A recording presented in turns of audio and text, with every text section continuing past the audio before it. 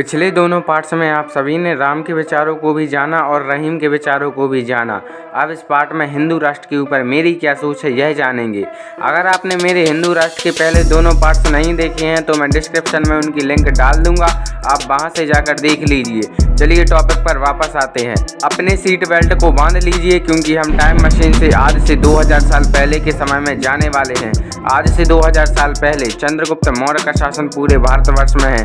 अभी अभी चंद्रगुप्त ने दुनिया को जीतने वाले सिकंदर की सेना को हराया है और सारी दुनिया में चंद्रगुप्त मौर्य के शौर्य की चर्चा है। इस समय भारत तो क्या संपूर्ण दुनिया में ऐसा कोई नहीं है जो चंद्रगुप्त को चुनौती दे सके। अभी इस समय अगर चंद्रगुप्त चाहे संपूर्ण दुनिया को हिंदू राष्ट्र बना सकता है, संपूर्ण दुनिया में भगवा लहरा सकता है, लेकिन चंद्रगुप्त ऐसा नहीं करता है। जो राजा जैसा है उसे वैसे ही राज्य करने देता है। कुछ समय पश्चात चंद्रगुप्त की मृत्यु हो जाती है और फिर बिंबिसार और अशोक की मृत्यु के बाद जिन राजाओं को चंद्रगुप्त ने स्वतंत्र राज्य करने देता था, अब वही राजाओं की संतानें मौर्य साम्राज्य को छोटे छोटे हिस्सों में बांट लेती हैं, अर्थात मौर्य साम्राज्य का पतन हो जाता है। अब टाइम मशीन की स्पीड को थोड़ा और बढ़ाते हैं और चंद्रगुप्त के समय से 1000 साल आगे चलते हैं। पूरे भारतवर्ष में सबसे शक्तिशाली साम्राज्य दिल्ली की गद्दी पर इस समय के महानायक पृथ्वीराज चौहान का राज्य है और एकदम से उन्हें उनका एक गुप्तचर आता है और उन्हें सूचना देता है, सम्राट की जय हो। सम्राट मोहम्मद गौरी तराइन के मैदान की तरफ आगे बढ़ रहा है। वो अपने 1 लाख सैनिकों के साथ दिल्ली फतह करने निकला है। यह समाचार सुनकर पृथ्वीराज गुस्से से आग बबूला हो जाते हैं और अपनी 80,000 की सेना लेकर तराइन के मैदान में जा पहुंचते हैं और अब होता है और एक भीषण महायुद्ध, तराइन का युद्ध। 10 दिन 10 रात चले इस युद्ध में मोहम्मद गौरी की हार हो जाती है और पृथ्वीराज के सैनिक गौरी को पकड़कर पृथ्वीराज के सामने पेश करते हैं।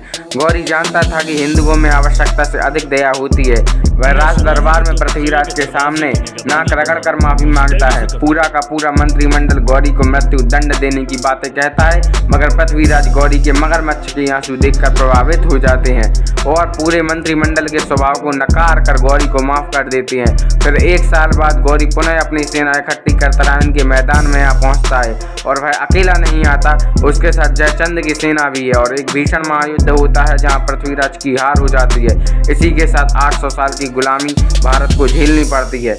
अब टाइम मशीन की स्पीड को थोड़ा और तेज करते हैं और पृथ्वीराज के समय से 800 साल आगे चलते हैं।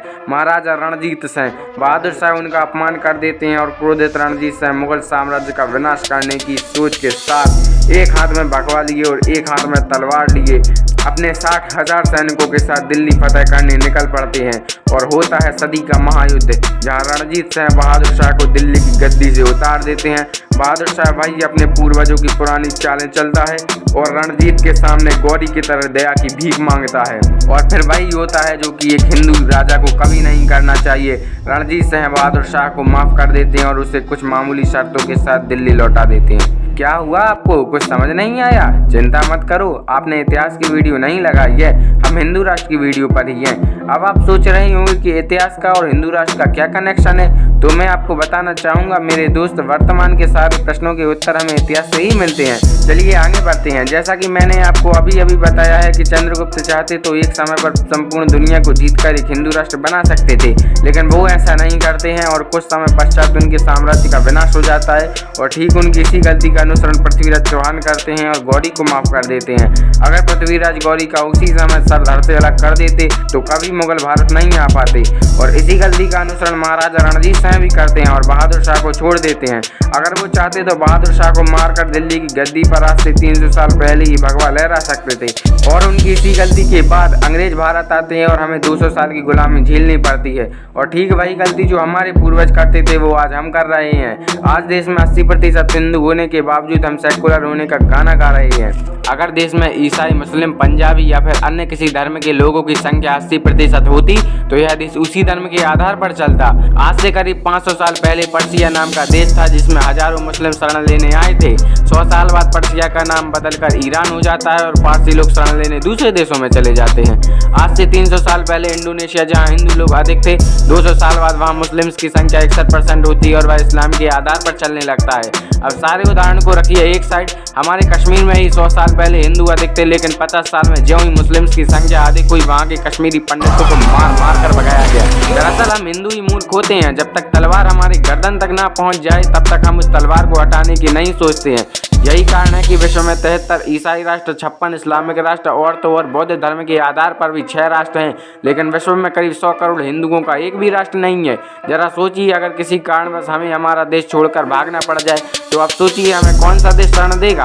कुछ सेकुलर लोग बोलेंगे कि भारत हर धर्म का देश है, तो मैं बताना चाहूँगा मेरे दोस्त कि यह देश सब धर्मों का केवल तभी तक रहेगा जब तक यहाँ पर हिंदू लोग अधिक हैं।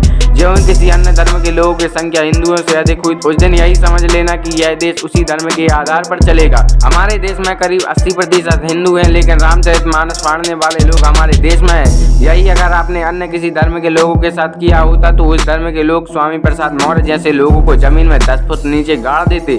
तमिलनाडु सीएम स्टालिन के बेटे एम.के. स्टालिन हमारे पवित्र सनातन धर्म को डेंगू और मलेरिया बताते हैं, तो भी कुछ नहीं होता है। और पता है ये लोग ऐसा क्यों बोल पाते हैं? क्योंकि देश का हिंदू सेकुलर होने का गाना गा रहा है। जिस प्रकार इन्हीं छोटी छोटी गलतियों की वजह से मौर्य साम्राज्य और फिर पृथ्वीराज का पतन हुआ, ठीक एक समय बाद हिंदुओं का भी हो जाएगा। और सबसे बड़ी बात यह है कि हिंदू खुद आपस में जातियों में बटे हैं यार। यहाँ दलित लोग खुद को हिंदू नहीं मानते हैं। जब गौरी ने जयचंद की सहायता से पृथ्वीराज को हराया था तब उसके कुछ समय बाद उसने जयचंद को भी मार दिया था और उसने जयचंद को कहा था कि जो अपने धर्म का नहीं हो सका वो मेरा क्या हुआ। ठीक यही हाल दलितों का भी होगा। मैं आपके लिए एक शायरी सुनाना चाहूँगा इस बात पर कि अरे दीपक और बाती में क्यों लड़ते हो, अरे दीपक और बाती में क्यों लड़ते हो। दीपक ही नहीं बचा तो बाती का क्या करोगे, और धर्म ही नहीं बचा तो जाति का क्या करोगे। और कुछ लोग बोलते हैं कि धर्म के आधार पर बना देश हमेशा बर्बाद होता है। उदाहरण के लिए वो पाकिस्तान और अफगानिस्तान का उदाहरण देते हैं। तो मियाँ मल्लाह, मैं आपको यह भी बताना चाहूँगा कि सऊदी अरब भी धर्म के आधार पर बना है, लेकिन आज भी वहाँ करोड़ों युवा दुबई में नौकरी करने जाते हैं। हम हिंदुओं के साथ एक बहुत बड़ा छलावा भी हुआ है और वह छलावा है हमारी शिक्षा पद्धति। इसके बारे में एक डिटेल वीडियो लेकर आऊँगा। बाकी हिंदू राष्ट्र पर आप सबकी क्या सोच है कमेंट में ज़रूर बताना।